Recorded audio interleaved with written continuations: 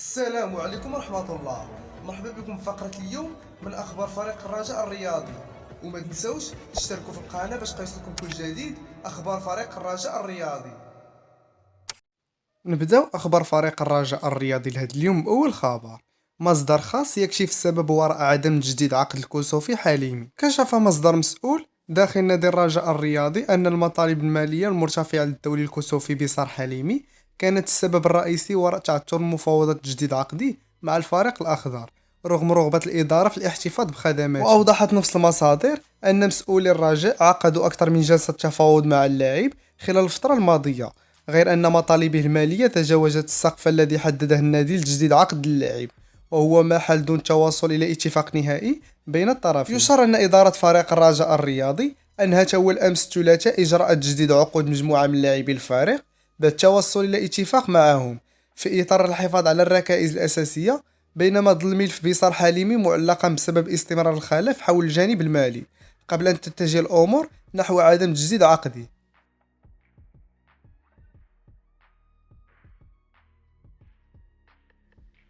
بعد مغادرة الرجاء، معاذ ضحاك يحسم مستقبله خارج المغرب.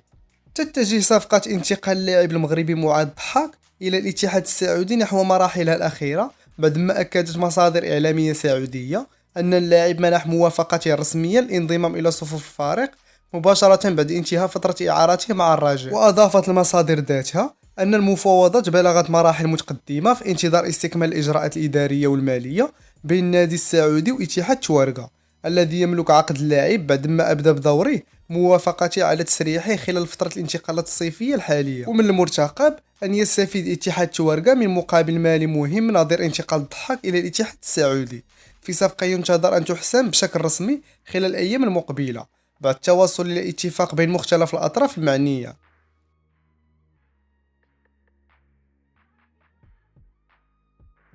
مصدر من الرجاء يكشف حقيقة التعاقد مع مدير رياضي جديد. نفى مصدر مسؤول داخل نادي الرجاء الرياضي لا وجود أي اتفاق أو حتى مفاوضات رسمية بين إدارة النادي والبرتغالي كارلوس فريتاس خلف ما تم تداوله خلال الساعات الماضية بشأن اقترابه من تولي منصب المدير الرياضي للفريق. وأوضح المصدر في بعض التصريحات أن اسم فريتاس يتم الترويج له من طرف بعض الوكلاء، مؤكدا أن مجلس إدارة الرجاء لم يفتح أي قناة التفاوض رسمية معه ولم يسبق أن عقد أي اجتماع أو تواصل مباشر معه بهذا الخصوص. وأضاف المصدر أن كارلوس فريتاس الذي ينشط حاليا في مجال الوساطة الرياضية ليس ضمن الأسماء التي دخلت في مفاوضات مع النادي، مشيرا أن ما يتم تداوله لا يعكس حقيقة المشاورات الجارية داخل إدارة الرجاء. وأكد نفس المصدر أن النادي يواصل دراسة عدد من السير الذاتية للمديرين الرياضيين من 3 جنسيات أوروبية مختلفة في إطار البحث عن الشخصية الأنسب لقيادة المشروع الرياضي خلال المرحلة المقبلة. واختتم المصدر حديثه بالتأكيد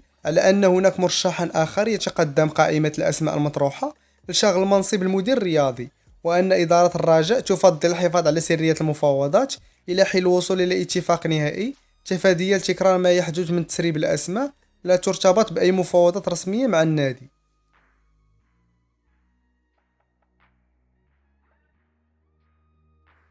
قائمة تضم 9 لاعبين. الرجاء يباشر الاشتغال على الميركاتو الصيفي. باشر نادي الرجاء الرياضي اشتغاله مبكرا على الميركاتو الصيفي بهدف تعزيز الصفوف وتشكيل مجموعة تنافسية قادرة على إعادة الفريق إلى منصة التتويج. وعلمت بعض المواقع أن الرجاء أعاد قائمته من التعاقدات الصيفية التي سيتم إنجازها بتزكية وموافقة من المدرب التونسي نصر الدين النابي. وتابع أن القائمة التي تبقى غير قارة تضم 9 لاعبين وجب ضمهم لتعزيز الصفوف بناء على الاحتياجات الفريق وضرورة الرفع من المستوى العام والتنافس. وأشار نفس المصدر أن الرجاء يريد أن يعزز المجموعة بلاعبين أصحاب إمكانيات عالية استجابة لطلب وشروط المدرب التونسي الذي يريد أسماء بقيمة الرجاء.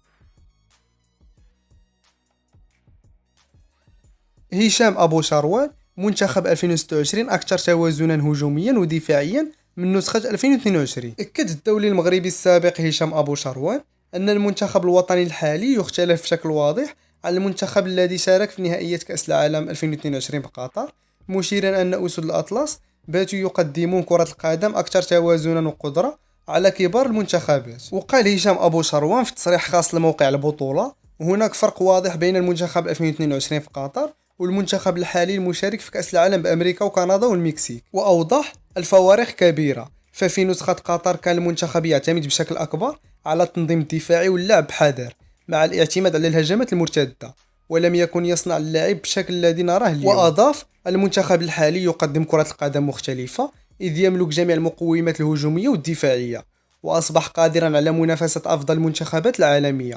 كما أن المدرب الجديد منح الفريق لمسة فنية مميزة في ظل وجود لاعبين يملكون مهارات عالية وآخرين يمتازون بالصلابة الدفاعية. واختتم هشام أبو شروان تصريحاته: هذا الانسجام هو الذي جعل المنتخب الحالي يتفوق على منتخب سنة 2022.